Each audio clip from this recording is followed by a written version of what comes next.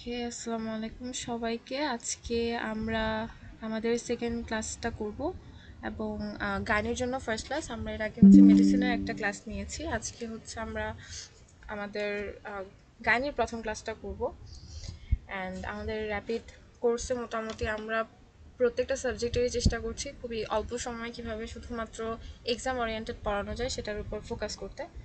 So আজকে আমরা গাইনির কয়েকটা টপিক নিয়ে একটু আলোচনা করব। যেমন টপিকের মধ্যে আছে নর্মাল পিউরপেরিয়াম। আমরা পিউরপেরিয়াম রিলেটেড অনেকগুলো আলোচনা করার চেষ্টা করব এবং সেই সাথে আমরা আদার্স কয়েকটা টপিকও পড়ার চেষ্টা করব। যেমন আমরা প্রলং লেবার, অবস্ট্রাক্টেড লেবার এগুলো একটু করে পড়ার চেষ্টা করব। আশা করছি এই টপিকগুলো নিয়ে যে যে কোনো ধরনের তোমাদের যদি কোনো কনফিউশনস থাকে সেগুলো দূর হয়ে যাবে। সো আমরা শুরু করি। প্রথমত আমাদের পিউরপেরিয়াম টপিকটা আমরা যখনই গাইনি এবং অবস পড়তে যাই, মোস্টলি অবস্টেট্রিকের পার্ট হিসেবে আমরা পিউরপেরিয়ামটা পড়ি। তো কমনলি আমাদের সবারই জানা থাকে যে পিউরপেরিয়াম হচ্ছে এমন একটা পিরিয়ড যে পিরিয়ডে আমাদের body tissues, specially the pelvic organs, that reverts back approximately to the pre pregnant state, both anatomically and physiologically. প্রত্যেকটা ওয়ার্ড খুব ইম্পর্ট্যান্ট। এর আগে তোমাদের জানতে হবে, যেহেতু তোমরা এখন একদমই এক্সাম ওরিয়েন্টেড পড়ছো, যে পিউরপেরিয়ামটা আসলে কোন টপিকটার জন্য পড়তে হয়, মানে এটা কি রিটার্নের টপিক, এটা কি ভাইভার টপিক, নাকি কোন টপিকের জন্য বেসিক্যালি পড়তে হয়। সো পিউরপেরিয়ামটা তোমাদেরকে মেইনলি পড়তে হবে for viva and for case. আমাদের যখন গাইনি এবং অবস্টেক লং মানে হিস্ট্রি লিখতে বলা হয়, তখন আমাদের লং কেস যেটাকে আমরা বলি, সেখানে আমাদের মোটামুটি দুইটা কেস থাকে। একটা অবস্টেট্রিক রিলেটেড কেস থাকে, একটা গাইনোকোলজি রিলেটেড কেস থাকে।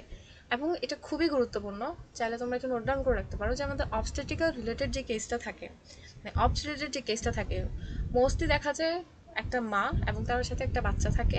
এবং আমরা যখন কেসটা খাতায় তুলি এবং বা কেসটা যখন আমরা প্রেজেন্ট করি, তখন আমাদের মায়ের কন্ডিশনগুলোকেই আসলে এলাবোরেটলি বলতে হয়, যে সে কত গ্র্যাভিটেড ছিল, তার কত কয় নাম্বার বাচ্চা, সে কত উইকে প্রেগনেন্ট ছিল, এবং কততম দিনে, এটা like second period of post operative day following caesarean section, এইগুলো আমাদেরকে কমপ্লিটলি বলতে হয়।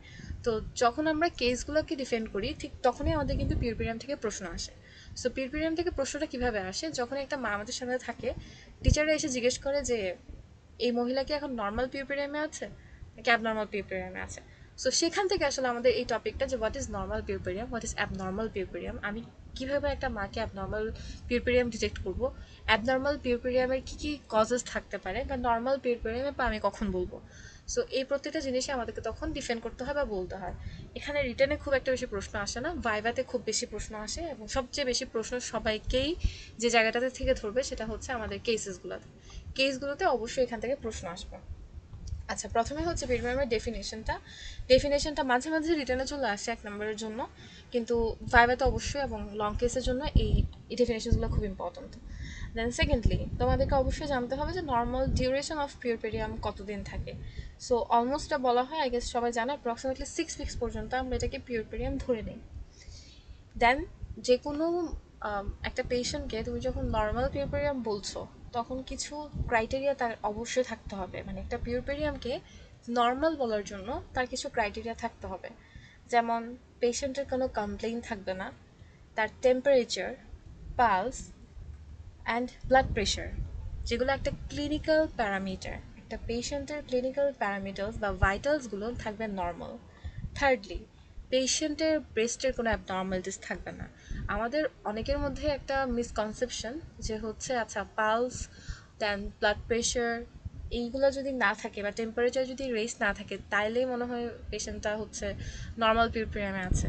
কিন্তু অনেক সময় দেখা যায় যে পেশেন্ট শুধুমাত্র ব্রেস্ট কমপ্লেনই করছে, শুধুমাত্র ব্রেস্ট কমপ্লেন, সেই ক্ষেত্রেও সে কিন্তু নর্মাল পিউরপেরিয়াম থেকে অ্যাবনর্মাল পিউরপেরিয়ামে শিফট করতে পারে। আমরা যখন অ্যাবনর্মাল পিউরপেরিয়ামের কজেসগুলো পড়বো, তখন আমরা একটু ডিটেলসে দেখবো যে আসলে কোন কোন রিজনসগুলো থাকলে আমরা এটাকে অ্যাবনর্মাল পিউরপেরিয়াম বলছি। Then involution of uterus, and then হচ্ছে লোকিয়াল লোকিয়াল ডিসচার্জ। আমরা লোকিয়াল ডিসচার্জ কত টাইপ, কোন কোন সময় কোন ধরনের ডিসচার্জগুলো আমরা পাই, এগুলো অবশ্যই জানতে হবে।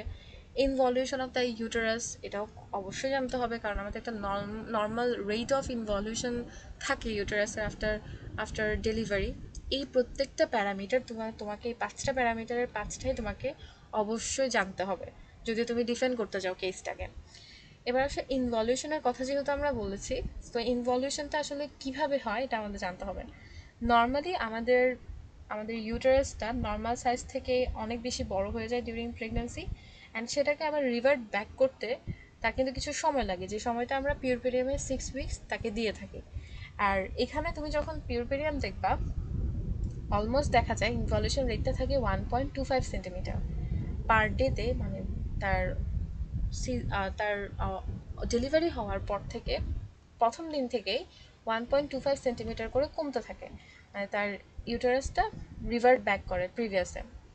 এবং এটা সেকেন্ড ডে অফ পিরিয়ড থেকে almost end of the second week পর্যন্ত চলতে থাকে। এখন এখানে একটা কথা খুব গুরুত্বপূর্ণ, যে এই জিনিসটা মাঝে মাঝে হচ্ছে একটু পরীক্ষায় জিজ্ঞেস করে, সেটা হচ্ছে sub involution of the uterus. Sub involution of the uterus কি, এবং সাব ইনভলিউশন অফ দ্য ইউটারাসটা কোন কোন ক্ষেত্রে দেখা যায় বা কখন কখন হতে পারে। যেমন আমরা যেহেতু যে কেসগুলো পাই, আমরা হচ্ছে তোমার লং কেসে যে কেসগুলো পাই সেগুলো মোস্টলি দেখবা তুমি সিজারিয়ান সেকশন। আমাদের কিন্তু নর্মাল ডেলিভারির কোনো কেস কিন্তু থাকে না। কেন থাকে না? কারণ নর্মাল যে ডেলিভারি কেসগুলো থাকে সেগুলো দেখা যায় অলমোস্ট পরের দিনে ছুটি দিয়ে দেয়, বা ওই দিনে দেখা যায় সকালে হলো রাতে আমরা ছুটি দিয়ে দিই, কারণ এখানে খুব একটা বেশি কমপ্লিকেশনস থাকে না এবং নর্মাল ডেলিভারির পেশেন্টগুলো কিন্তু খুব একটা বেশি স্টে করতে চায় না। সেই জন্য আমরা নর্মাল ডেলিভারি পেশেন্ট পাই না বলতে গেলে চলে। সো আমরা যাদেরকে পাই তারা হচ্ছে সব সিজারিয়ান সেকশন। এখন সিজারিয়ান সেকশনে তুমি যখন তার অ্যাবডোমিনাল এক্সামিনেশন করতে যাবা, সিমফাইসিও মানে যে হাইটটা সিমফাইসিও ফান্ডাল হাইট, বা আমি যখন এই হাইটটা মেজার করতে যাবো, তুমি দেখবা এটা আমার সাব ইনভলিউশনের যে রেটের সাথে কোরিলেট করার কথা ছিল, এটা কিন্তু কখনোই কোরিলেট করে না। কেন? কারণ হচ্ছে একটা নর্মাল আমরা যে 1.25 সেন্টিমিটার পার ডে হিসেব করছি, সেই হিসেবটা শুধুমাত্র নর্মাল ভ্যাজাইনাল ডেলিভারির জন্য ইনভলিউশন রেট। কিন্তু যখন তুমি সিজারিয়ান সেকশন করছো, তুমি ইউটেরাসে একটা কাট কাট দিচ্ছ এবং ইউটেরাসকে তুমি ম্যানিপুলেট করছো এবং তার অ্যানাটমি তুমি ম্যানিপুলেট করছো। সো দ্যাটস ওয়াই একটা নর্মাল যে রিদমে রিভার্ট ব্যাক করার কথা, কখনোই একটা সিজারিয়ান সেকশন হলে সেই ইনভলিউশন রেটটা সেম থাকে না। এই কথাটা অনেক সময় জিজ্ঞেস করে যে তুমি 1.25 সেন্টিমিটার, তো আমরা পড়ি যে হ্যাঁ 1.25 সেন্টিমিটার করে পার ডে ইউটেরাসটা রিভার্ট ব্যাক করে, তাহলে তুমি যে এখন একটা কেস দেখছো এটা কেন সেটার সাথে মিলছে না? বা তুমি এখন ধরো হচ্ছে 10 সেন্টিমিটার পেলে, বা 10 সেন্টিমিটার তুমি কেন পেলে, সেকেন্ড ডেতে তুমি কেন 10 সেন্টিমিটার পেলে, এই কথাগুলো জিজ্ঞেস করে। তার মানে 1.25 সেন্টিমিটার থেকে কম হারে আমাদের ইউটেরাসটা রিভার্ট ব্যাক করে যখন সে সিজারিয়ান সেকশন হয়ে থাকে। এছাড়াও সাব ইনভলিউশন হওয়ার আরও কিছু কজেস তোমাদেরকে জানতে হবে, মানে like other than caesarean section কোন কোন কারণে sub involution of the uterus হতে পারে।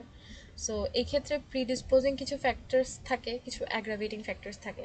প্রিডিসপোজিং মানে হচ্ছে যাদেরকে আমি ধরেই নিব যে হ্যাঁ আফটার ডেলিভারি তার প্রিডিসপোজিশন লাইক তার সাব ইনভলিউশন থাকবেই, এটা মেনে নিয়েই আমি হচ্ছে তাকে ফলো আপ দেবো।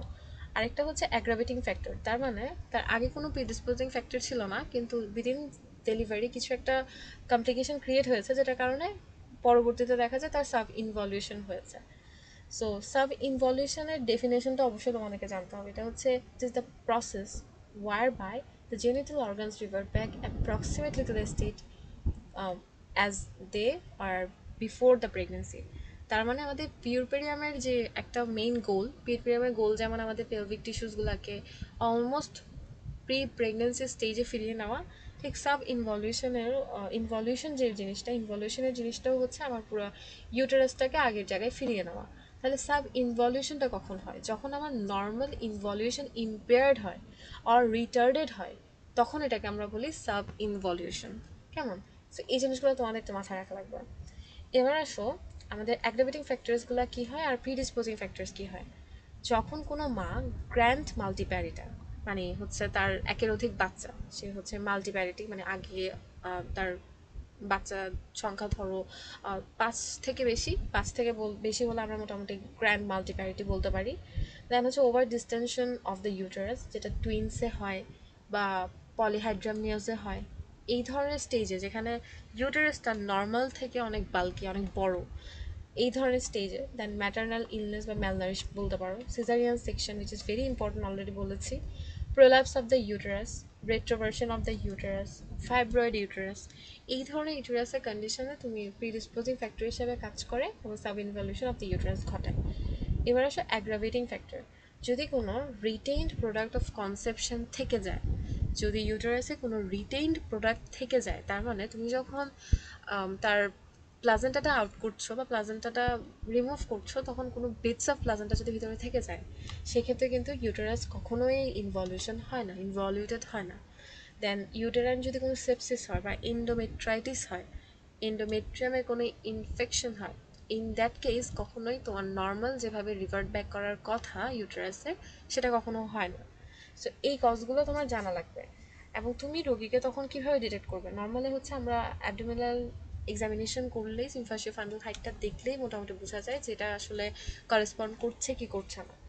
আর ক্লিনিক্যালি তুমি দেখবা যে নর্মালি রোগীগুলো অ্যাসিমটোমেটিক থাকে, বাট অনেক সময় এক্সেসিভ ব্লিডিংয়ের হিস্ট্রি নিয়ে থাকে।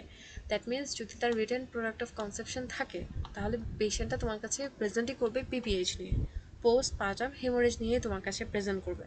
সেক্ষেত্রে তুমি ডিটেক্ট করতে পারো যে আচ্ছা তার হয়তো বা কোনো রিটেন বিটস অফ প্লাজেন্টা আছে। এবং তুমি যখনই পেটে হাত দিবা, যেটা তার সিম্ফাশিও ফান্ডাল হাইট যে ইনভলিউশন রেটে কমার কথা ছিল, সেটা কমছে না, কোরিলেট করছে না, রাতে দেন আরও কম হচ্ছে। তো সেই ক্ষেত্রে আমরা একটা ভ্যাজানাল সোয়াব নিতে পারি। আমরা যদি চিন্তা করি যেখানে হয়তো বা কোনো এন্ডোমেট্রাইটিস হচ্ছে বা কোনো ইনফেকশন হচ্ছে, অথবা আমরা একটা আলট্রাসোনোগ্রাফি করতেও পারি যে যেন প্রোডাক্ট কোনো রিটার্ন কোনো প্রোডাক্ট আছে কিনা সেটা দেখার জন্য। বাট নর্মালি আমরা রিটার্ন প্রোডাক্ট অফ প্লাজেন্টা যদি থাকে, পিপিএইচ নিয়ে প্রেজেন্ট করে রোগীগুলো। সো এইসব ক্ষেত্রে আমরা কিন্তু আলট্রাসোনোগ্রাফি করতে চাই না, মানে আমাদের ক্লিনিক্যাল প্র্যাকটিসে। বাট যদিও বইয়ে অনেক সময় লেখা থাকে, তো তুমি ওটা বলতে পারো। বাট আদার দ্যান দ্যাট এগুলা একটু পড়ে ফেললেই ভালো। ওকে, এবার আসো, তোমরা নর্মাল পিউপেরিয়ামের ডেফিনেশন, ইনভলিউশনের ডেফিনেশন অলরেডি আমরা পড়ে ফেলেছি। এখন যে জিনিসটা ইম্পর্টেন্ট সেটা হচ্ছে আমাদের, যেহেতু আমরা ওই পয়েন্টসগুলোতে 5টা পয়েন্টসের মধ্যে আরেকটা টপিক ছিল, সেটা হচ্ছে নর্মাল লোকিয়াল ডিসচার্জ। আমরা যখনই মাদেরকে আফটার পিউরপেরিয়াম, যখন মাদেরকে দেখতে যাই বা ফলো আপ দিতে যাই, আমরা কিন্তু মাকে কয়েকটা প্রশ্ন করি। আমরা জিজ্ঞেস করি যে আপনার কি আগে থেকে এখন ভালো লাগছে। সেকেন্ড যে প্রশ্নটা আমরা করি যে মা, আপনি কি আপনার বাচ্চাকে ঠিক মতন দুধ খাওয়াতে পারছেন বা কোনো সমস্যা কি আপনি ফেস করছেন।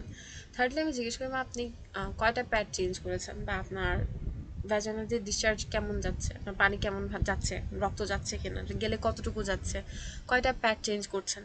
এই প্রশ্নগুলো কিন্তু আমরা করি। এবং তোমরা যখন কেস নিবা, লং কেস যখন লিখবা অবস্টেট্রিক্সে, তখনও কিন্তু তোমাদের এই প্রশ্নগুলো করতে হবে। কারণ লোকিয়াল ডিসচার্জ তোমার কাছে যে কেসটা থাকবে, সেটা সেকেন্ড পোস্ট অপারেটিভ ডেও হতে পারে, সেটা ফোর্থ পোস্ট অপারেটিভ ডেও হতে পারে। এবং এটার উপর ডিপেন্ড করে কিন্তু তোমার লোকিয়াল ডিসচার্জও চেঞ্জ হবে। সো প্রত্যেকটা জিনিস অনেক ইম্পর্টেন্ট। লোকিয়াল ডিসচার্জের ডেফিনেশনটা একটু পড়বা। It is a vaginal discharge for the first fortnight, like period of, মোটামুটি আমরা বলি 2 উইক্সের মধ্যে আমরা লোকিয়াল ডিসচার্জটা পাই, 2 উইক্স পর্যন্ত, during puerperium which originates from the uterine body, cervix and vagina. এটা আমাদের মধ্যে একটা মিসকনসেপশন যে এই লোকিয়াল ডিসচার্জটা শুধুমাত্র ইউটেরাস থেকে আসে। এটা কিন্তু শুধু ইউটেরাস থেকে আসে না, এটা ইউটেরাসের বডি থেকেও আসতে পারে, এটা সার্ভিক্স থেকেও আসতে পারে, এমনকি এটা ভ্যাজাইনা থেকেও আসতে পারে। কেমন? সো এইগুলো জিজ্ঞেস করানোর সময় পরীক্ষায় যে লোকিয়াল ডিসচার্জ কোথায় কোথা থেকে তুমি পাবা। সবাই ইউটেরাস বলে, ইউটেরাইন বডি বলে চুপ করে থাকে, তোমাকে সার্ভিক্সও বলতে হবে, ভ্যাজাইনাও বলতে হবে। এখন হচ্ছে ক্যারেক্টারিস্টিক। এটার ওডারটা সবাই জানো, এটা একটু ফিশি স্মেল থাকে, অফেন্সিভ ফিশি স্মেল বলে আমরা ফিশি ওডার বলি। এটা অ্যালকালাইন রিয়াকশন দেয়, অ্যান্ড অ্যামাউন্ট অলমোস্ট বলে 250 ml এর মতন, যদিও এটা ওভাবে মাপার কোনো ওয়ে নাই, বাট 250 ml। এবং 5 to 6 days আমরা মোটামুটি দেখি যে ভালোই লোকিয়াল ডিসচার্জ থাকে। লোকিয়াল ডিসচার্জগুলো আমরা 3 ধরনের পাই। একটা হচ্ছে লোকিয়া রুব্রা, একটা হচ্ছে লোকিয়া সেরোসা, আর একটা হচ্ছে লোকিয়া অ্যালবা। রুব্রাটা রেড থাকে, সেরোসাটা একটু ইয়েলোইশ থাকে, অ্যান্ড অ্যালবাটা পেইল হোয়াইট কালার থাকে। মোটামুটি রুব্রা, লাইক তোমরা যে যে কেসগুলো পাবা সেগুলো হয় লোকিয়া রুব্রা থাকবে, এবং হাইয়েস্ট গেলে লোকিয়া সেরোসা।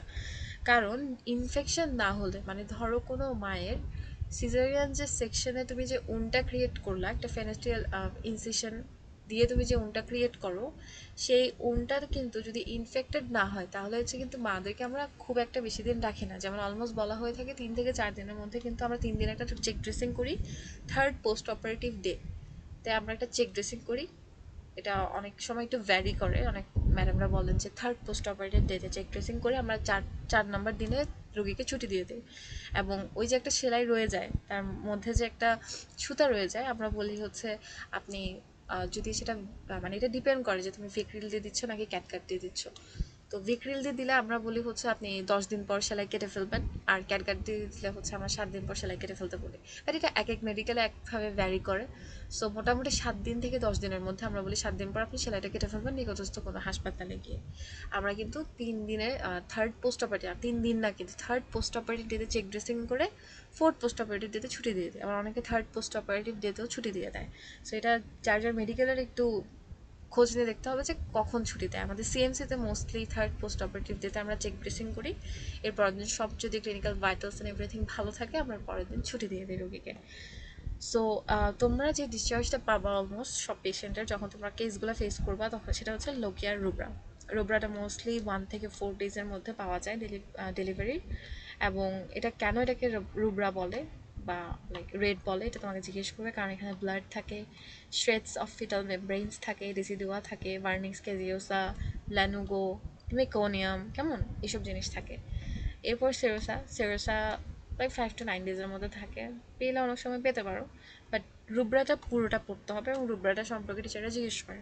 সো এই জিনিসগুলো একটু তোমাদের পড়তে হয়। এবং লোকে অ্যালবাটাও একটু পড়ে ফেলতে পারো, অনেক সময় টিচারদের ইম্পর্টেন্ট মনে হলে জিজ্ঞেস করতে পারে। এখন আসলে এটা কেন ইম্পর্টেন্ট, মানে আমরা যদি লোকিয়াটা আমরা কেন দেখি বা এটা দেখে আবার আমার লাভটা কি? দেখে তোমার লাভ হচ্ছে যেহেতু এই সিক্রেশনটা আসতেছে ইউটেরাস থেকে, ভ্যাজাইনা এবং সার্ভিক্স থেকে।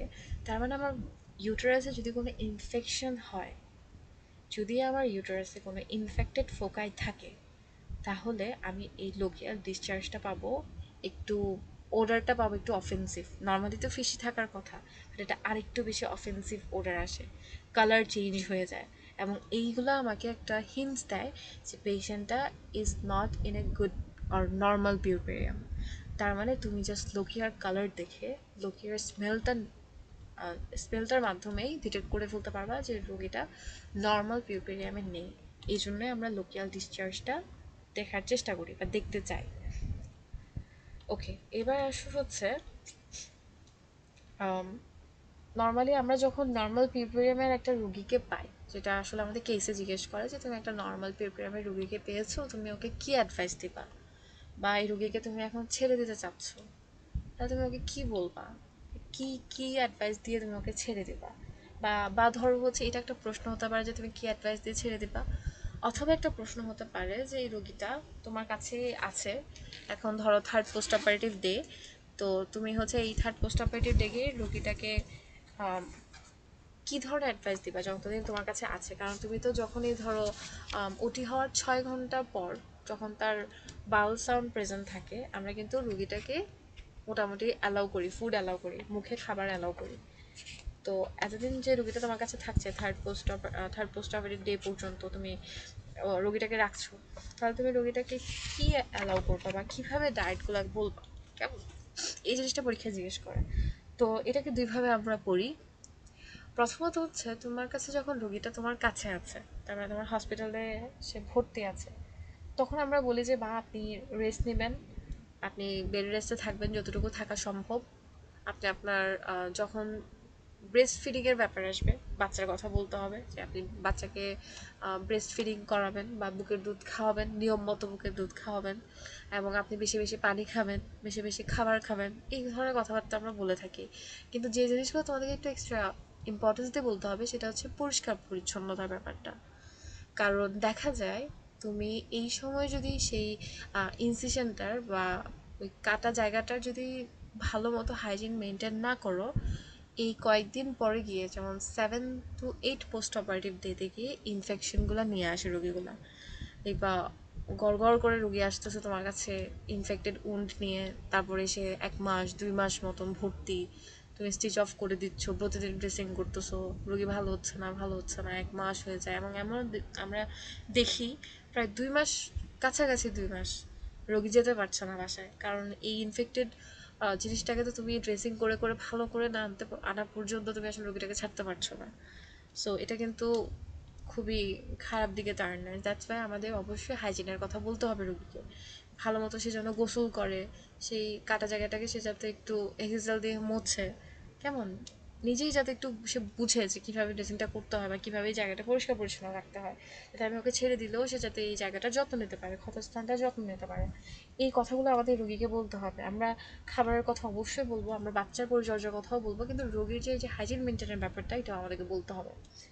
এবং অনেক সময় জিজ্ঞেস করে যে তুমি নর্মাল পিরিয়ড একটা কেসকে কীভাবে ম্যানেজ করবা, তখন তুমি ফুডের কথা যখন বলবা যে আমি তাকে ফুল ডায়েট অ্যালাউ করবো, তুমি কী পরিমাণ ক্যালোরিজ তাকে অ্যালাউ করবা। সো মোটামুটি 1800 to 2200 kilo calorie per day আমাদের টিচাররা শুনতে চাই এই কথাটা, যে 1800 থেকে 2200 কিলো ক্যালোরি পার ডে আমরা রুগীটাকে অ্যালাউ করবো। টোটাল টোটাল সে হচ্ছে 1800 থেকে 2200 কিলো ক্যালোরি পার ডে করে নিউট্রিশন পাবে। এই কথাটা অনেক সময় জানতে চায় যে কতটুকু তুমি দিবা। দেন হচ্ছে তার নর্মাল যে কেয়ার সেগুলো তুমি অবশ্যই নিবা, তাকে ঠিকঠাক মতন ইউরিনেট করতে বলবো। অনেক সময় দেখা যায় ব্যথায় রোগী ইউরিনেট করতে চায় না, এই জন্য আমরা 3 দিন পর্যন্ত ক্যাথেটার অ্যালাউ করি, যদিও ক্যাথেটার অ্যালাউ করা উচিত না, কিন্তু দেখা যায় রোগীরা ওয়াশরুমে যেতে চাচ্ছে না, তখন ইউরিনারি রিটেনশন হতে পারে। ইউরিনারি রিটেনশন হলে ইউরিনারি রিটেনশন থেকে ইউরিনারি ট্র্যাক ইনফেকশন হতে পারে, ইনফেকশন থেকে কিন্তু আবার সেপসিস হয়ে যেতে পারে। সো দ্যাটস ওয়াই আমরা এই ধরনের সিকিউরিগুলোকে প্রিভেন্ট করার জন্য আমরা রোগীগুলোকে মোটামুটি বলি ক্যাথেটারাইজেশন করে দিই, এবং সেভাবে সে 3 দিন পর্যন্ত রাখি এবং তারপর এটা অফ করে দিই। বাট যদি রোগীরা নিজেরা পেইনের জন্য বাওয়াল হ্যাবিট ব্লাডার হ্যাবিট ঠিক না থাকে, তখন সেক্ষেত্রে আমরা পেশেন্টকে কাউন্সেলিং করি। ওকে, এবার হচ্ছে মোটামুটি আমরা যখন রোগীটাকে ছেড়ে দিই, আমরা কিন্তু খুব একটা অ্যান্টিবায়োটিক, যদিও বলা উচিত না অ্যান্টিবায়োটিক দেওয়া, কিন্তু আমরা কিন্তু ক্লিনিক্যাল প্র্যাকটিসে অবশ্যই একটা অ্যান্টিবায়োটিক দিয়ে দিই। আমরা হচ্ছে সেফারিডিন দিই, সেফট্রাইজনও দিই অনেক সময়, বাট এটা বলার দরকার নেই। তোমরা হচ্ছে জাস্ট তুমি রোগীর কেয়ার, দেন বাচ্চার কেয়ার, এই দুইটা জিনিস অবশ্যই বলবা এবং হাইজিনের কথাটা উল্লেখ করবা। এখন হচ্ছে তুমি যখন পেশেন্টকে ডিসচার্জ দিয়ে দিচ্ছ, তুমি যখন পেশেন্টকে ছেড়ে দিচ্ছ, তাহলে তুমি কী কী অ্যাডভাইস দিবা রোগীকে? ফার্স্ট অফ অল অবশ্যই তুমি ডায়েটের কথা বলবা, নিউট্রিশিয়াস ডায়েট, সে যে পরিমাণ খেতে তার থেকে একটু বেশি খাবে, পর্যাপ্ত পরিমাণ পানি পান করবে, প্রস্রাব পায়খানা যাতে ঠিক মতন হয় সেদিকে খেয়াল রাখবে। রোগীর অনেক সময় দেখা যায় পোস্ট অপারেটিভ কোনো কমপ্লিকেশন হলে তার কনস্টিপেশন ডেভেলপ করছে, এগুলো যাতে না হয় তাই তুমি তাকে বলবা যে আপনি পর্যাপ্ত পরিমাণ পানি খাবেন, প্রস্রাব পায়খানা ঠিক মতো হয় কিনা খেয়াল রাখবেন, ভালো মতন খাবার দাবার খাবেন, জায়গা আপনাকে যে ওষুধগুলো লিখে দেওয়া হচ্ছে সেগুলো ঠিক মতো নিয়ম মতো খাবেন। এই কথাগুলো তাকে বলতে হবে। এখন এসবের পাশাপাশি যে জিনিসগুলো না বললেই না, সেটা হচ্ছে কয়েকটা অ্যাডভাইস ইজ ইম্পর্টেন্ট। যেমন সিজারিয়ান সেকশন যখন হয়, আমরা মোটামুটি রোগীকে কিছু ভারী কাজ না করতে বলার অ্যাডভাইস দিই। প্রায় অলমোস্ট আমরা বলি 3 মাস পর্যন্ত রোগী কোনো ধরনের ভারী জিনিস তুলবে না বা ভারী জিনিস আলগাবে না। 3 মাসের মতন আমরা সিজারিয়ান সেকশনের রোগীকে এই ধরনের অ্যাডভাইসগুলো দিয়ে থাকি। আর এনভিডি হলে আমরা 6 সপ্তাহ এই জিনিসগুলো করতে মানা করি, কারণ 6 উইকস হচ্ছে 6 উইকস পর্যন্ত দেখা যায় ওই জায়গাটা স্ট্রেন্থেনিং হয়। সো দ্যাটস ওয়াই আমরা হচ্ছে 6 উইকস বা 1.5 মাস পর্যন্ত কিন্তু আমরা তাদেরকে ভারী কাজ করতে মানা করি। আর সিজারিয়ান সেকশন আমরা 3 মাসের মতন করতে মানা করি। এবার আসো, তোমাদেরকে আর কয়েকটা জিনিস বলতে হবে, সেটা হচ্ছে তুমি পেশেন্টকে যতক্ষণ না পর্যন্ত তুমি তাকে হচ্ছে অ্যাডভাইস দিচ্ছ যে সে জন্ম নিয়ন্ত্রণ কিভাবে করতেছে, ততক্ষণ পর্যন্ত তোমার কিন্তু অ্যাডভাইস কখনোই শেষ হবে না। তো কারণ রোগীটা মাত্রই হচ্ছে একটা বাচ্চা ক্যারি করলো, তার বডির যতগুলো নিউট্রিশন ছিল, যতগুলো আয়রন স্টোরেজ ছিল, যা যা ছিল সবগুলো এতদিনে এই পুরো পিরিয়ডটার মধ্যে অনেকগুলোই ডিপ্লেশন হয়ে গেছে। তার মানে তুমি অবশ্যই একটা বার্থ স্পেসিংয়ের কথা তাকে বলবা, তাকে এনকারেজ করবা সে যাতে সে জন্ম নিউট্রনের পদ্ধতিগুলো তার পছন্দ মতো নেয়। যেমন যদি সে পিলস খেতে পছন্দ করে তাহলে আমরা তাকে ওইভাবেই অ্যাডভাইস দিই, অথবা সে যদি ইমপ্লান্টের মতন কোনো ইমপ্ল্যান্ট দিতে পছন্দ করে 6 মাস বা হচ্ছে 1 বছর বা 2 বছর মেয়াদে, আমরা সেভাবে সেটা প্ল্যান করি। তার মানে সে কী ধরনের প্রেগনেন্সি প্রিভেন্ট করার জন্য কোন মেথডটা সে প্রেফার করছে, এবং এটা কিন্তু অবশ্যই ডিপেন্ড করে তার হাজব্যান্ড কি বিদেশ থাকে কি থাকে না, এই এই এই হিস্ট্রিটাও কিন্তু নিতে হয়, যে হাজব্যান্ড বিদেশে থাকে নাকি দেশে থাকে। বিদেশে থাকলে আমরা বলি হচ্ছে যতদিন পর্যন্ত সে থাকছে না ততদিন পর্যন্ত কোনো ধরনের ডিভাইস ইউজ করার দরকার নাই, এরপরে করবে। এই কথাগুলো না পরীক্ষায় জিজ্ঞেস করে, শুনতে হয়তো বা একটু ইয়া লাগতেছে যে আল্লাহ এগুলো কি জিজ্ঞেস করে, হ্যাঁ এগুলোও জিজ্ঞেস করে, তোমাকে জানতে চায়। এবং অনেক সময় দেখা যায় টিচাররা এই হিস্ট্রিটা মানে কন্ট্রাসেপটিভ হিস্ট্রিটা আলাদা করে পেশেন্টকে জিজ্ঞেস করে যে হ্যাঁ তুমি কি আসলে এটা নিতে চাচ্ছ। আমরা কি করি, আমরা আমাদের মতন করে একটা কন্ট্রাসেপটিভ হিস্ট্রি একটা অ্যাডভাইস হচ্ছে খাতা লিখে ফেলি যখন আমরা লং কেসগুলো লিখি। যেমন এটা আমার ক্ষেত্রেই হয়েছে, ভাগ্যিস আমাদের আগের ব্যাচের ওরা ভুল করছে দেখে আমরা এটা আর কন্টিনিউ করি নাই, বা এই ভুলটা আমাদের হয় নাই। ওরা কি করেছে মানে স্যার ওনাকে মানে রোগীকে জিজ্ঞেস না করে নিজেদের মতন একটা কন্ট্রাসেপটিভ অ্যাডভাইস দিয়ে দিয়েছে। পরে হচ্ছে ম্যাডাম ওদের খাতা নিয়ে জিজ্ঞেস করেছে যে আপনি কি আসলে এটা নিতে চাচ্ছেন, আপনি কি আর বাচ্চা চাচ্ছেন। পরে রোগী বলে হ্যাঁ আমি আসলে একটা বাচ্চা চাচ্ছি। কিন্তু ততক্ষণ যেহেতু ওর অলরেডি 3-4টার মতন বাচ্চা হয়ে গেছে, তো একজন লিখে ফেলছে যে আমি তাকে লাইগেশনের জন্য অ্যাডভাইস দিয়ে ফেলবো। রোগী কিন্তু আরেকটা বাচ্চা চাচ্ছে। এখন কেউ যদি আরেকটা বাচ্চা চাচ্ছে তুমি তো তাকে বলতে পারবা না, তুমি হয়তো তাকে কাউন্সেলিং করতে পারবা। আর সে যদি ডিটারমাইন্ডই থাকে যে না সে আরেকটা নিবে, তুমি তো তাকে আসলে বলতে পারবা যে না আপনি আসলে বাচ্চা নিতে পারবেন না। সো এই জন্য হচ্ছে একটু রোগীকে জিজ্ঞেস করে দেন হচ্ছে এই কনভারসেটিভ হিস্ট্রিটা লেখার চেষ্টা করবাম, তাহলে তোমাদের জন্য সেফ জোনে থাকা হয়ে যাবে। এবার আসো হচ্ছে তুমি মায়ের মোটামুটি সব কিছুই বললা, তুমি হচ্ছে কন্ট্রাসেপটিভ হিস্ট্রিও দিলা, যেটাও কিন্তু মায়ের হেলথের একটা পার্ট। কারণ সে যদি আবার প্রেগনেন্ট হয়ে যায় তাহলে কিন্তু তার নিউট্রিশন ভ্যালু আরও কমে যাবে, এবং ইনফেকশন বা এই ধরনের ডিজিজগুলো মানে এই ধরনের রিলেটেড কন্ডিশনসগুলো আরও বেশি হওয়ার চান্সেস থাকবে। সো মোটামুটি দুটো যখন তুমি করে ফেললা, তারপর তুমি আসো বাচ্চার ক্ষেত্রে। তাহলে বাচ্চার জন্য বাচ্চা রিলেটেড কিছু অ্যাডভাইস মাকে অবশ্যই দিতে হবে। তোমাকে অবশ্যই বলতে হবে বাচ্চাকে যাতে একদম বুকের দুধ ছাড়া কিছুই না খাওয়ায়, একদম 6 মান্থস পর্যন্ত যাতে শুধুমাত্র সে ব্রেস্ট ফিড করে। কেমন 2 ইয়ার্স পর্যন্ত যাতে ব্রেস্ট ফিড কন্টিনিউ করতেও পারে, কিন্তু 6 মান্থস পর্যন্ত স্ট্রিক্টলি শুধুমাত্র ব্রেস্ট ফিডিং থাকবে। তারপর সে হচ্ছে কিছু এক্সট্রা ফুডও খেতে পারে, রাইট, যেটা আমরা নর্মালি যা খাওয়াই। সো এই জিনিসগুলো মাকে সুন্দর করে বুঝাই দিতে হবে, বা তুমি যখন বলবা তখন এগুলো বলতে হবে। এবং বাচ্চার যে ইপিআই শিডিউল, নর্মালি 45 ডেজ পরে হচ্ছে বা 42 ডেজ বলা অনেক সময়, যে আমরা ইমিউনাইজেশন এর ব্যাপারটা ইপিআই শিডিউল রিলেটেড যে প্রোগ্রামটা আছে সেটাতে এনরোল করতে বলি আমরা বাচ্চাকে। মাকে আমরা শিখিয়ে দিই, বা মাকে আমরা অবশ্যই এটা অ্যাডভাইস দিয়ে দিই। ঠিক আছে, সো এই কথাগুলো তোমাকে বলতে হবে। অ্যাডভাইস অন ডিসচার্জ এটা কিন্তু অনেক সময় তোমাদেরকে লিখতেও হয়। এবং হচ্ছে আমি দেখি কিছু ছবি অ্যাকচুয়াল আমরা কী কী ডিসচার্জ পেপারে কী কী লিখি, কীভাবে লিখি, এই ছবিগুলো তোমাদেরকে প্রোভাইড করার ট্রাই করবো। তাহলে হচ্ছে ওইটা মোটামুটি তোমার একটা আইডিয়া থাকবে, এবং তুমি যখন লং কেসগুলো লিখবা তখন তুমি ওইটাকেই মোটামুটি মাথায় রেখে লিখতে পারবা। তখন হচ্ছে কোনো জিনিস বাদ যাবে না, তোমার মায়ের ব্যাপারটা বাদ যেতে পারবে না, তোমার বাচ্চার ব্যাপারটা বাদ যেতে পারবে না, তোমার কন্ট্রাসেপটিভ হিস্ট্রি কন্ট্রাসেপটিভ যে অ্যাডভাইস এটা বাদ যেতে পারবে না। সো আই গেস এরপর থেকে তোমরা যখন লিখবা এই 3টা জিনিস অবশ্যই অবশ্যই মেনশন করবা। একটাও যদি মিস করো, তুমি যদি কন্ট্রাসেপশন মিস করো, তোমাকে টিচার অবশ্যই জিজ্ঞেস করবে যে তুমি কন্ট্রাসেপটিভ হিস্ট্রি কি দিবা না, তুমি কি কোনো কন্ট্রাসেপটিভ মেথড নিতে বলবা না। তুমি যদি না বলো, মা তো আবার প্রেগনেন্ট হয়ে তোমার কাছে চলে আসবে, তখন তো সে আরও সিভিয়ার কোনো হেলথ কন্ডিশন নিয়ে তোমার কাছে আসতে পারে। সো এই জন্য আমরা এই জিনিসগুলো একটু মাথায় রাখবো। এবার আসো যে মোটামুটি তুমি যখন এই কথাগুলো বলে ফেললা, তাকে দিয়ে ফেললা, তুমি তোমার নর্মাল পিউপিরিয়ামের যে গোলসগুলো সেগুলো অ্যাচিভ করে ফেললা। তার মানে তুমি মায়ের হেলথটাও রিস্টোর করে ফেললা, তাকে প্রিভেন্ট করলা ইনফেকশন থেকে, যেহেতু তুমি পিউপিরিয়ামে মাকে একটা অ্যান্টিবায়োটিক দিয়ে দাও, সো এখানে কোনো ইনফেকশনের চান্স থাকবে না। তুমি কিন্তু মাকে শিখিয়ে দিচ্ছ যে তার নিজের হেলথের কেয়ার কীভাবে করতে হয়, বাচ্চাকে কীভাবে দুধ খাওয়াতে হয়, তার মানে তার ব্রেস্ট কেয়ার বা ব্রেস্ট ফিডিংয়ের প্রমোশন এটাও তুমি করে ফেলতেছো। তুমি মাকে মোটিভেট করতেছো ফর দ্য কন্ট্রাসেপশন।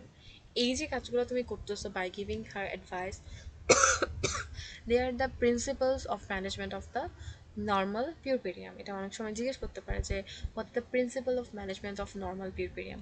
তখন তোমাকে বলতে হবে যে পিউরপেরিয়ামের মেইন গোলটাই থাকে মায়ের হেলথটা যাতে রিস্টোর হয়, ইনফেকশন যাতে না হয়, বাচ্চার কেয়ার নেওয়া, ব্রেস্ট ফিডিংগুলোকে এনকারেজ করা, এবং মাকে মোটিভেট করা ফর দ্য কন্ট্রাসেপশন। এবং এখানে আরেকটা জিনিস খুব ইম্পর্টেন্ট, এই যে আমরা ইপিআই শিডিউল নিয়ে কথা বলতেছি, যে আমরা মাকে অ্যাডভাইস করবো যে ইপিআই শিডিউলটা কী, এটা কিন্তু রিটার্নের প্রশ্ন।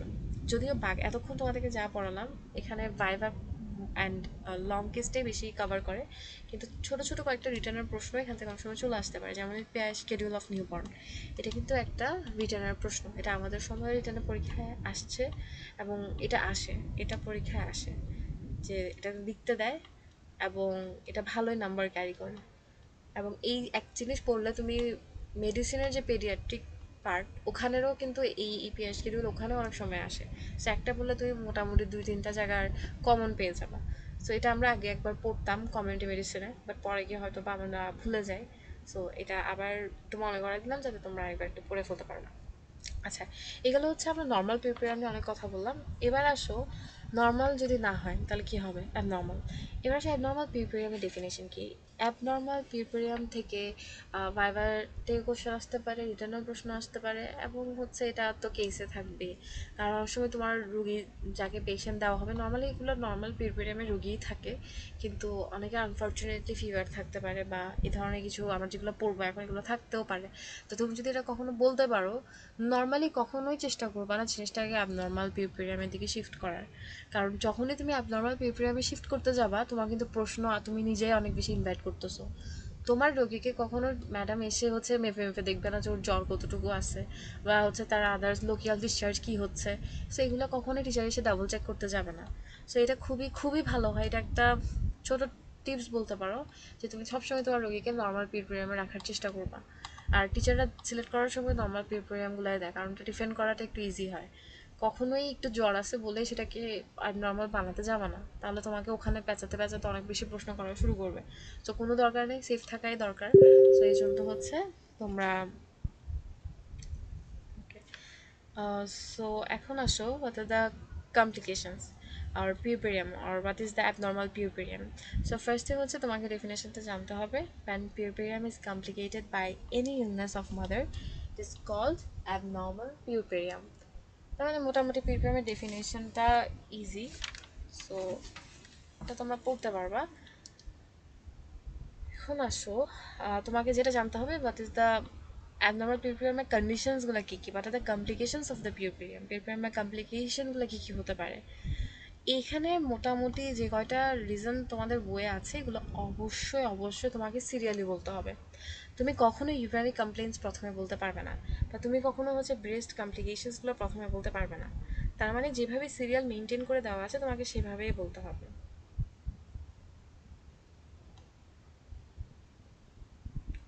কেমন? তার মানে তোমাকে প্রথমে অবশ্যই পিউপেরিয়াল পাইরেক্সিয়া বলতে হবে।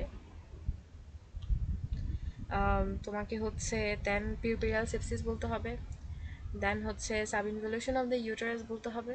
তার মানে তুমি অবশ্যই এখানে একটা হায়ারার্কি মেনটেন করবা। তুমি এখানে অবশ্যই একটা ওকে, আচ্ছা তুমি এখানে অবশ্যই একটা হায়ারার্কি মেনটেন করে অ্যান্সারটা দিবা, কারণ এগুলো যখন সাজানো হয়েছে বা এই সিরিয়ালটা যখন মেনটেন করা হয়েছে তখন হচ্ছে এভাবে কোনটা সবচেয়ে বেশি পাওয়া যায়। যেমন আমাদের এই সিনারিওতে বা আমাদের সেটিংয়ে সবচেয়ে বেশি পাওয়া যায় হচ্ছে পিউপেরিয়াল পাইরেশিয়া, দেন পাওয়া যায় পিউপেরিয়াল সেপসিস, দেন পাওয়া যায় sub involution of the uterus. So এই তিনটা খুবই কমন, কিন্তু আমাদের প্রবলেমটা হয় যখন তোমাকে বলে, তোমাদের এটা এমসিকিউতে আসে অনেক সময়, সে নিচের কোনটা which one is not a part of the complication of puerperia. তো পিউপেরিয়াল স্পাইসিয়া সেপসিস এগুলো তো কমন, বাট ওখানে একটা জিনিস দেওয়া থাকে যেমন মাস্টাইটিস, ল্যাকটেশনাল ফেইলিয়ার বা ইনকন্টিনেন্স অফ দ্য ইউরিন, এইগুলো দেওয়া থাকে। তো এই টার্মিনোলজিগুলো তুমি হঠাৎ করে দেখলে মনে হবে আর এগুলো তো পিউরপেরিয়াম রিলেটেড কোনো প্রবলেম হতে পারে না, ঠিক আছে? সো তখন তোমরা এই ভুলটা করে ফেলো।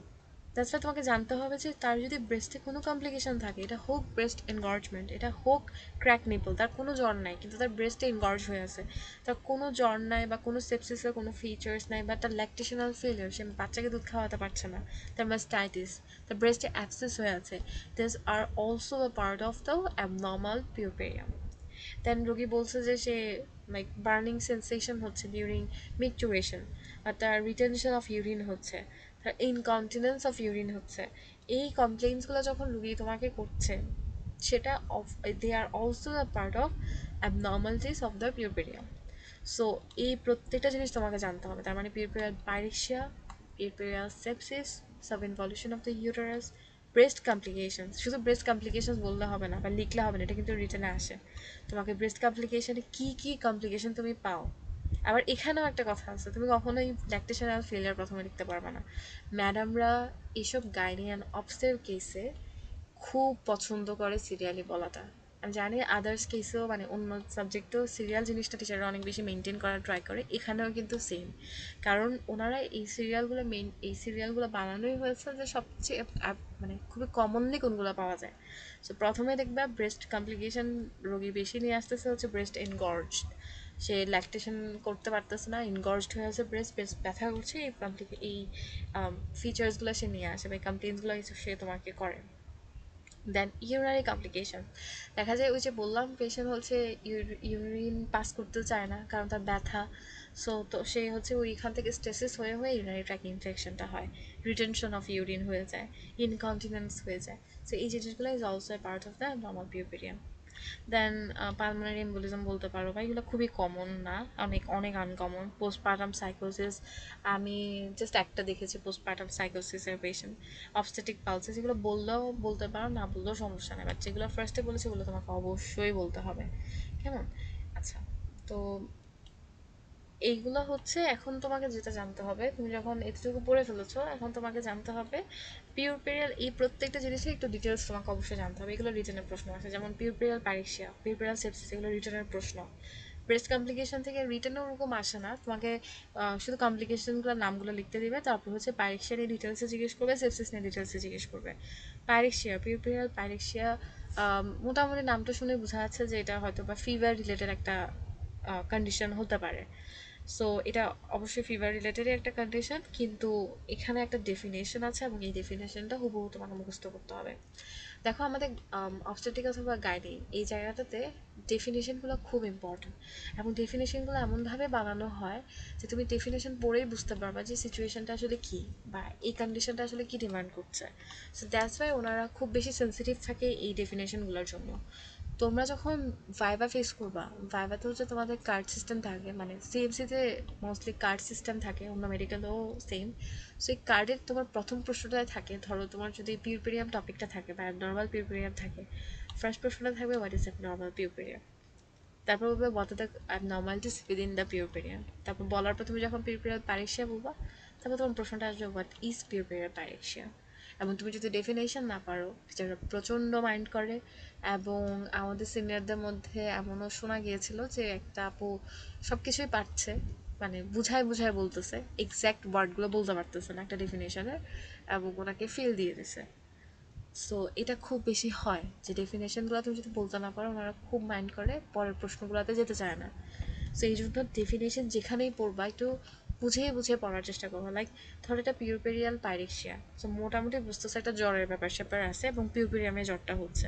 সো ডেফিনেশনটা যদি তোমরা একটু পড়ো, which is a rise of temperature reaching 100.4 degree Fahrenheit, তার মানে তোমাকে একটা জ্বরের স্পেসিফিক মানদণ্ড দিয়ে দিছে যে 100.4 ডিগ্রি ফারেনহাইট অথবা যদি বেশি হয় or more, measured orally on two separate occasions at 24 hours. তার মানে একটা কথা জ্বর উঠছে, ওকে ফাইন, কতটুকু জ্বর উঠছে, 100.4 ডিগ্রি অথবা তার বেশি জ্বর উঠছে, ফাইন।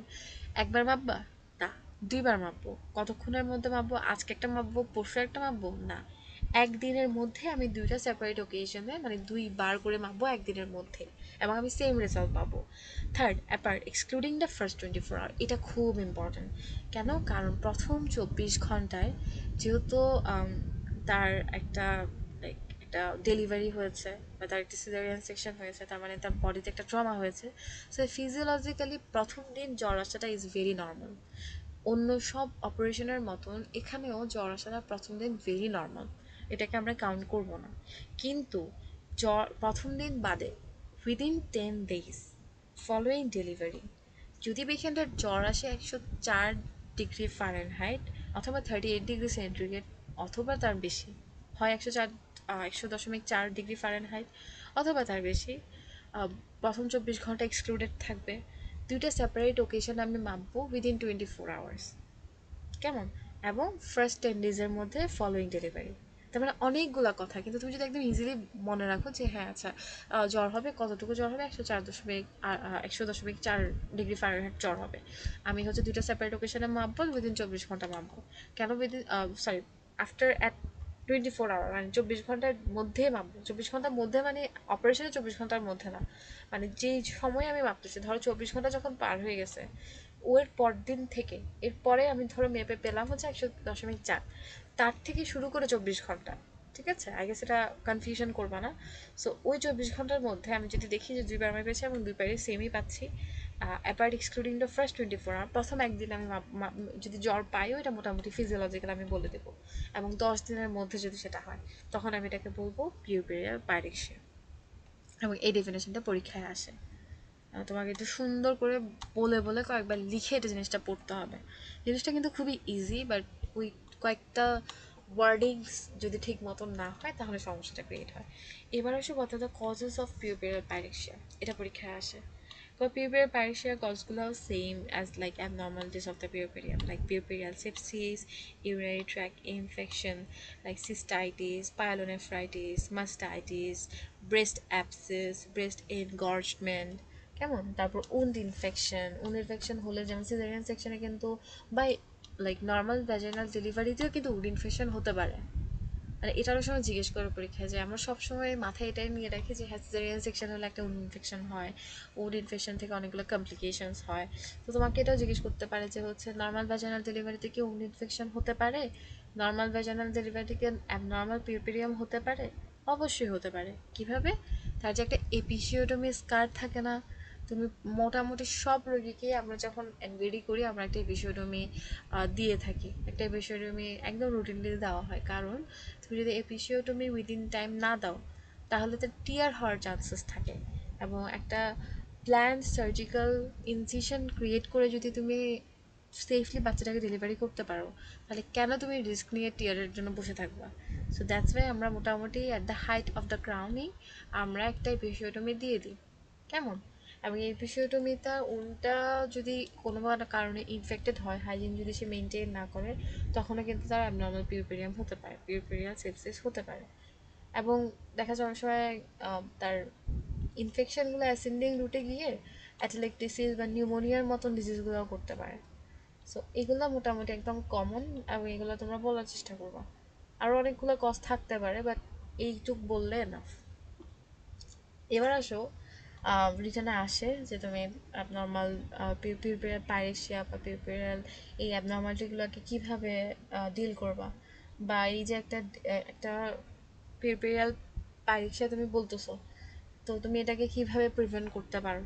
সো তোমরা প্রিভেনশনে এই like lack of proper maintenance, healthy diet, maintenance of the hygiene, own care, frequent pad changing, তারপর হচ্ছে more water intake, prevention of the constipation, এই কথাগুলো বলতে পারো। মানে প্রিভেনশন করতে হলে আমাদেরকে প্রপারলি তাকে ডায়েট মেনটেন করতে হবে, হেলদি ডায়েট দিতে হবে, হাইজিন মেনটেন করতে হবে উন্ডের, ফ্রিকোয়েন্টলি সে যে লোকাল ডিসচার্জগুলো সেগুলো যাতে জমে না থাকে, কারণ ওখানে ইনফেকশন হতে পারে।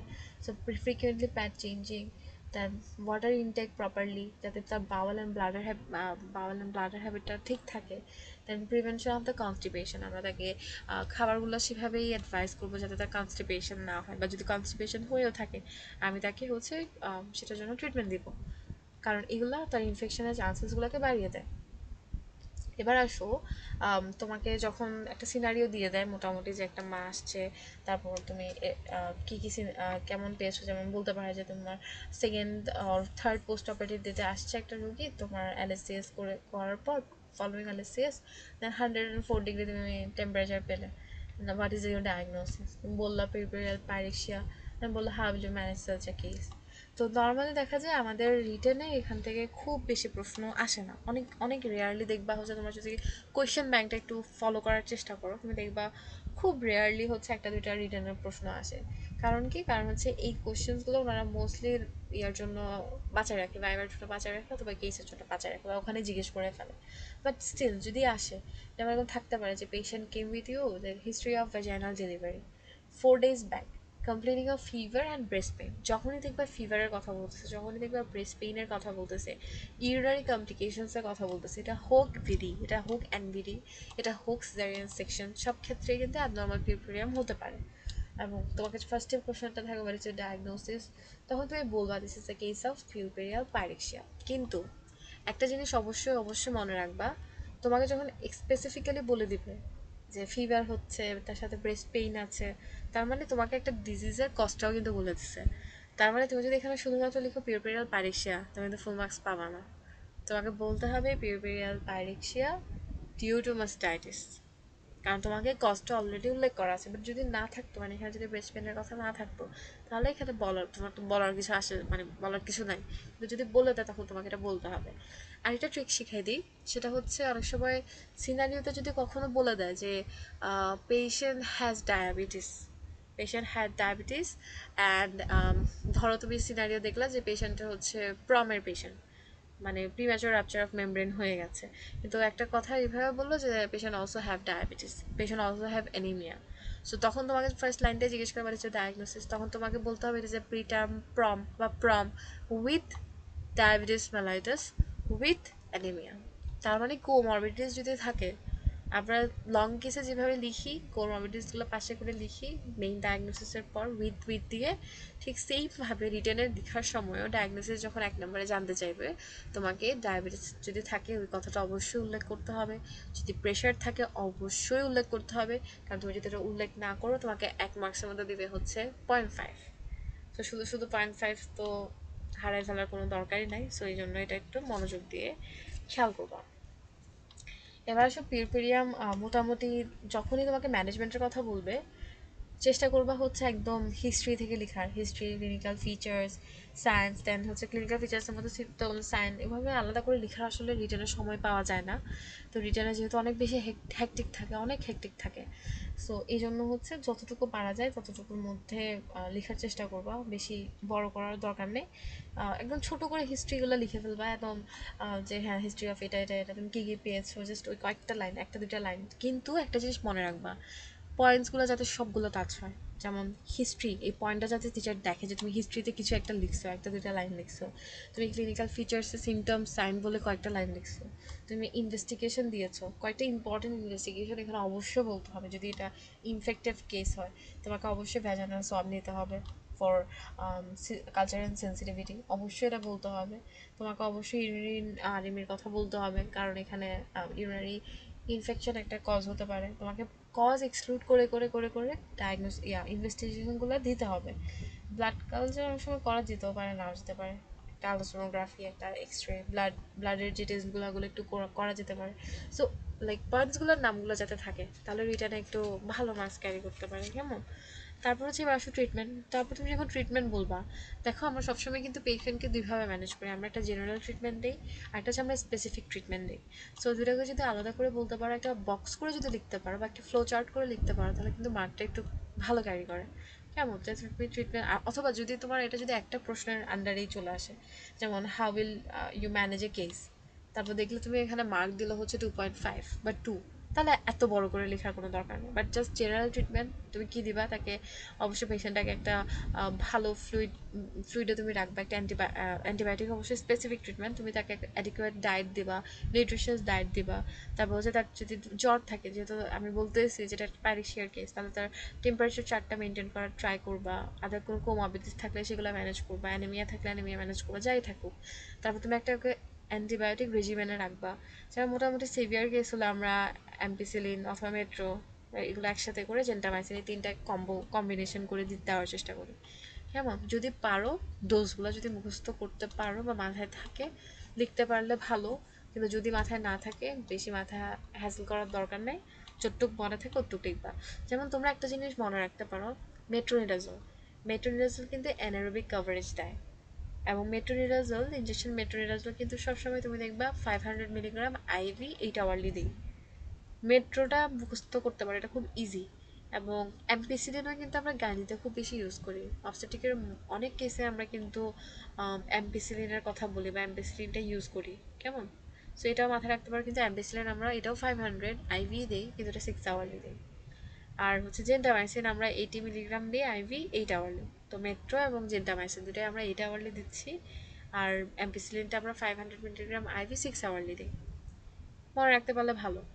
এখন একটু চিন্তা করো তো, মোটামুটি তোমার মনে হতে পারে না আচ্ছা সবটা দিয়ে ফেলছে, আমি তো পেশেন্টের জেনারেল ম্যানেজমেন্ট করে ফেলছি, আমার যেহেতু একটা ইনফেক্টিভ ফোকায় থাকতে পারে, আমি হচ্ছে কিছু অ্যান্টিবায়োটিকেরও কাভারেজ দিয়ে ফেলছি। একটু চিন্তা করে দেখো তো, তুমি রোগীটাকে আসলে ডায়াগনোসিস কী করেছো, পিউরপেরিয়াল পাইরেক্সিয়া। তারপরে অবশ্যই তুমি যখন ডেফিনেশনটা বলতেছো, পাইরেক্সিয়া কথাটা আনছো না, তার মানে রোগীটার এখনো জ্বর আছে না, তুমি কি জ্বরে কোনো কিছু দিছো? তার মানে অবশ্যই অবশ্যই তোমাকে একটা অ্যান্টিবায়োটিক দিতে হবে। এবং অ্যান্টিবায়োটিক দেওয়ার কথাটা ভুললে হবেই না। তুমি সব দিয়ে ফেলছো কিন্তু একটা অ্যান্টিবায়োটিক দাও না, তাহলে তুমি তার কোনো সিমটোমেটিক রিলিজই করলো না, তার কোনো সিমটোমেটিক ট্রিটমেন্টই দিলা না। তার মানে রোগী তো তোমার কাছে এইটাই নিয়ে আসছিল যে আমার জ্বর। তাহলে তুমি যদি তাকে স্পঞ্জিং না করো, তুমি যদি তাকে প্যারাসিটামল না দাও ঠিক মতো, খেতে না দাও, তার যদি জ্বর ম্যানেজমেন্ট না করো, ততক্ষণ পর্যন্ত তোমার ডায়াগনোসিস শেষ হচ্ছে না। সবসময় মনে রাখবা, তোমাদের গাইনি অ্যান্ড অবস, যেহেতু তোমরা এখন কোশ্চেন ব্যাংক নিয়েই মোস্টলি ডিল করো, প্রশ্নগুলো যদি একটু দেখো ওয়েবসাইটটিকে, ইভেন আজকে যে পিউরপেরিয়াম তোমাদেরকে পড়ালাম, এই পিউরপেরিয়ামের একটু প্রশ্নগুলো যদি একটু দেখো, তুমি দেখবা প্রত্যেকটা রুগী আসতেছে তোমার কাছে একটা প্রবলেম নিয়ে। এগুলো মোটেও শুধুমাত্র তোমার লিখার জন্য আমি লিখে দিলাম একটা, হইলে হইলো না হইলে নাই, এমনটা কিন্তু না। প্রত্যেকটা সিনারিও তোমার কাছে আসতেছে একটা কোয়েশ্চেন হিসাবে, বাট ঠিক যখন তুমি পাস করে ফেলবা, যখন তুমি ইন্টার্ন ডক্টর হয়ে যাবা, যখন তুমি আসলেই ডক্টর হয়ে যাবা, তখন তোমার কাছে এই কোয়েশ্চেনগুলাই একটা রোগী হিসেবে আসবে। জাস্ট কনভার্সনটা হবে, তখন একটা লাইফ তোমার কাছে রুগী আসতেছে এবং তোমাকে তখন সেটা ম্যানেজ করতে হবে। আসলেই আমরা এই কেসগুলো পাই, আমরা আসলেই এই কেসগুলো পাই উইন্ড ইনফেকশনের কারণে পেশেন্টদের পিউরপেরিয়াল পাইরেশিয়া হয়। আমরা টেম্পারেচার চার্ট মেনটেন করতে দিই, আমরা তার ফ্লুইড মেনটেন করি, আমরা তাকে প্যারাসিটামল দিই। জ্বর কমাতে হবে, কারণ রুগীর ফার্স্ট অ্যান্ড ফরমোস্ট কমপ্লেইন থাকে তার তার সে যে কমপ্লেইন, চিফ কমপ্লেইনটা নিয়ে আসতেছে সেটা রিলিভ করা। তুমি তাকে অ্যান্টিবায়োটিক দিলা, তার অ্যান্টিবায়োটিক কাজ করতে তো 1 দিন থেকে 2 দিন সময় লাগবে, ততদিন সে জ্বরে মরে যাচ্ছে, সে কি তোমাকে তখন সেই পরিমাণ ট্রাস্ট করবে অ্যাজ এ ডক্টর? সে বলবে না, আমি তো ডক্টরকে বলেছি, সে তো আমাকে কোনো একটা ওষুধ দিছে, কি একটা অ্যান্টিবায়োটিক দিছে, আমার তো জ্বর কমে না। তার মানে আমাকে সিমটমেটিক কিছু রিলিফ অবশ্যই দিতে হবে, এবং এটা তুমি যতক্ষণ না বলতেছো বা যতক্ষণ না লিখতেছো, এটা কিন্তু কমপ্লিট হচ্ছে না। কারণ যেহেতু এই লেভেলে তোমাদের সব প্রশ্নগুলাই হচ্ছে একটা সলভিং টাইপের, তার মানে তুমি কিছু একটা প্রবলেমকে সলভ করতেছো। ঠিক আছে, এটা এমন না যে তুমি জাস্ট একটা কোশ্চেন অ্যান্সার লিখতেছো, তুমি একটা রুগীকে সলিউশন দিচ্ছ, একটা রুগীকে তুমি ম্যানেজ করতেছো। সো দ্যাটস ওয়াই কি কি লিখতেছো ওখানে। যেমন এখানে যদি অ্যানিমিয়া থাকতো, যদি ওখানে থাকতো যে রুগীর অ্যানিমিয়াও আছে, তার মানে তোমাকে একটা পয়েন্ট এক্সট্রা করে অবশ্যই লিখতে হতো কারেকশন অফ দ্য অ্যানিমিয়া। এখানে কারেকশন অফ অ্যানিমিয়া অনেকভাবে হতে পারে, আয়রন ইনজেকশন আয়রন দিয়েও হতে পারে, এটা হতে পারে তুমি ব্লাড ট্রান্সফিউশন দিয়েও হতে পারে। তো এত কিছু যেহেতু তোমাকে বলে নাই, হিমোগ্লোবিন লেভেল যেহেতু তোমাকে বলে নাই, দরকার নেই এত details, but at least correction of anaemia লিখতে হবে যদি তোমার এখানে অ্যানিমিয়া থাকে। যদি এখানে ডায়াবেটিস মেলাইটাস থাকতো, যদি বলতো যে হ্যাঁ রোগীর ডায়াবেটিস আছে, অবশ্যই অবশ্যই একটা পয়েন্ট ট্রিটমেন্টে থাকতো কন্ট্রোল ডায়াবেটিস মেলাইটাস অ্যাকর্ডিংলি, বা কন্ট্রোল দ্য ডায়াবেটিস মেলাইটাস, এই কথাটা তোমাকে অবশ্যই লিখতে হতো। বা যদি হাইপারটেনশন থাকতো, সেম, কন্ট্রোল হাইপারটেনশন। তুমি জানো না তুমি কি রাখ দিবা, তুমি জানো না তুমি কি ল্যাবেটা দিবা, নাকি হচ্ছে তুমি বাইজোরান দিবা, দরকার নেই তোমার জানো, কিন্তু অ্যাটলিস্ট তুমি যে হাইপারটেনশনকে ম্যানেজ করতে হবে এটা তোমার মাথায় আছে, দ্যাটস এনাফ। কেমন? সো এই ছোটো ছোটো জিনিসগুলাই তোমাদেরকে ধরা দেওয়ার জন্য বেসিক্যালি ক্লাসগুলো অ্যারেঞ্জ করা, যাতে তোমরা এই পয়েন্টসগুলো ক্লিয়ারলি মাথায় রাখতে পারো, বা একটা অ্যান্সার করার সময় যাতে এগুলো মাথায় থাকে। এবার আসো পিউরপেরিয়াল সেপসিস। পিউরপেরিয়াল সেপসিস সেম আমরা অলরেডি পাইরেক্সিয়াটা পড়ে ফেলছি, এখন পিউরপেরিয়াল সেপসিসেও তোমাদের এখানে ডেফিনেশনটা পড়তে হবে। It is an infection of the genital tract which occurs as a complication of delivery, it's called the puerperal sepsis. As usual এখানে তোমার পিউরপেরিয়াল সেপসিসে জিজ্ঞেস করতে পারে যে বাট দ্য কজেটিভ অর্গানিজম, তাহলে একটু ভাগ করে বললে ভালো, এরোবিক অর্গানিজম কী কী, অ্যানারোবিক অর্গানিজম কী কী। হ্যাঁ, এরোবিকের মধ্যে বই এগুলো থাকবে, সো এগুলো খুব একটা মানে তোমাদের কঠিন হবে না। একটা জিনিস মাথায় রাখবা, কিছুক্ষণ আগে যে আমরা পিউরপেরিয়াল পাইরেক্সিয়াকে ম্যানেজ করার জন্য কিছু অ্যান্টিবায়োটিকের কথা বলছি না, অ্যাম্পিসিলিন, মেট্রোনিডাজোল, তারপর আমরা জেন্টামাইসিনের কথা বলছি। এই এই অ্যান্টিবায়োটিকগুলো কিন্তু 3টা অ্যান্টিবায়োটিক দেওয়ারও কিন্তু রিজন আছে, কারণ 3টা অ্যান্টিবায়োটিক 3 ধরনের অর্গানিজমকে কভার করে। তুমি যখন এখন পিউরপেরিয়াল সেপসিস পড়বা, এটারও যখন তুমি ট্রিটমেন্ট পড়বা সেম, তুমি দেখবা এখানে অ্যাম্পিসিলিন ইউজ করা হচ্ছে, এখানে জেন্টামাইসিন ইউজ করা হচ্ছে, এখানে মেট্রোনিডাজোল ইউজ করা হচ্ছে। সো তুমি একটা ডিজিজের ট্রিটমেন্ট যদি ভালো করে পড়ো, এবং এখানে একটা মজার জিনিস হচ্ছে মোটামুটি দেখা যায় পিউরপেরিয়াল পাইরেক্সিয়া থেকে তুমি যখন পিউরপেরিয়াল সেপসিসের ট্রিটমেন্ট করতেছো, অ্যাম্পিসিলিনের ডোজটা একটু বাড়াচ্ছ, কিন্তু জেন্টামাইসিন বা মেট্রোনিডাজোল কিন্তু সেমই থাকে। তুমি জেন্টামাইসিন 80 মিলিগ্রাম করে দিচ্ছ আইভি, বা আইএম দিতে পারো, আইভি দিই আমরা 8 আওয়ারলি, অথবা তুমি হচ্ছে মেট্রোনিডাজোল দিতে পারো 500 মিলিগ্রাম আইভি 8 আওয়ারলি। আমরা এটাকে বলি এজিএম, বা হচ্ছে ট্রিপল অ্যান্টিবায়োটিক থেরাপি বা ট্রিপল অ্যান্টিবায়োটিক রেজিমেন। আমরা একটা এমপিসিলিন দিই, একটা জেন্টামাইসিন দিই, একটা মেট্রোনিডাজোল দিই। আমাদের এমপিসিলিনের কাজটা হচ্ছে, আর এটা আমাদের যেটা গ্রাম পজিটিভ ব্যাকটেরিয়া আছে সেগুলোকে কন্ট্রোল করে। গ্রাম নেগেটিভের জন্য আমরা জেন্টামাইসিন দিই, আর অ্যানারোবিকের জন্য আমরা মেট্রোনিডাজল দিয়ে থাকি। সো তুমি gram positive, gram negative, anaerobic সবগুলোকে কভার করে ফেলছো বাই দিস 3 অ্যান্টিবায়োটিক্স। এই 3টা অ্যান্টিবায়োটিকের নাম তোমাদেরকে অবশ্যই পড়তে হবে। এটা পিউপেরিয়াল প্যারেক্সিয়াতেও কাজে আসবে, এটা পিউপেরিয়াল সিপসিসেও কাজে আসবে। যদি ডোজ মনে থাকলে ভালো, না থাকলে সমস্যা নাই। বাট একটু মনে রাখবা, যখন সেপসিস হয়ে যায়, সেপসিস তো একটু একটা ক্রিটিক্যাল কন্ডিশন, তাই না? এই জন্য আমরা এটা অ্যান্টিবায়োটিকে এমপিসিলিনের ডোজটা একটু বাড়াই দিই, আমরা 2 গ্রাম করে দিই। অথবা সেফ ট্রাইক্সন যদি ইউজ করো, আমরা 1 গ্রামে কিন্তু সেফ ট্রাইক্সনের প্রিপারেশন পাওয়া যায়। আর যখন আমরা প্যারেক্সিয়াকে ডিল করি তখন আমরা হচ্ছে মোটামুটি 500 মিলিগ্রাম দিয়ে এমপিসিলিন দিই। বাকি দুটো কিন্তু ডোজ সেম থাকে, সো ওগুলোতে সমস্যা নেই। আর এনারবিকের জন্য সবসময় injection metronidazole, injection metro commonly practised. কেমন, এগুলো খুবই কমনলি প্র্যাকটিসড। আচ্ছা, আর এখানে অ্যানারোবিকের যে অর্গানিজমসগুলো আছে ওগুলোর নামগুলো একটু কষ্ট করে মুখস্থ করে ফেলেও, অনেক সময় পরীক্ষা আসতে পারে।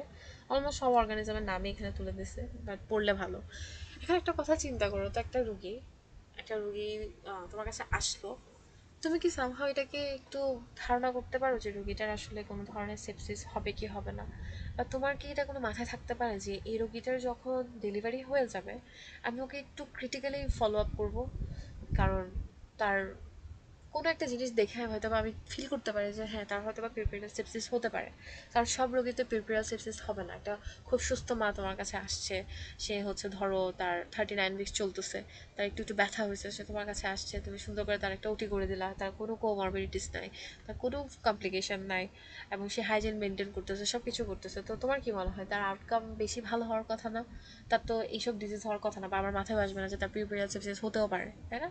তার মানে তার কিছু প্রিডিসপোজিং ফ্যাক্টরস আছে যেটা আমাকে লিড করবে যে এই রোগীটাকে একটু ফলো আপটা ভালো মতো দিতে হবে, বা ক্লিনিক্যালি তাকে আবার ভালো মতো দেখতে হবে। সো এটা কী কী হতে পারে? এটা 3টা টার্মসে হতে পারে।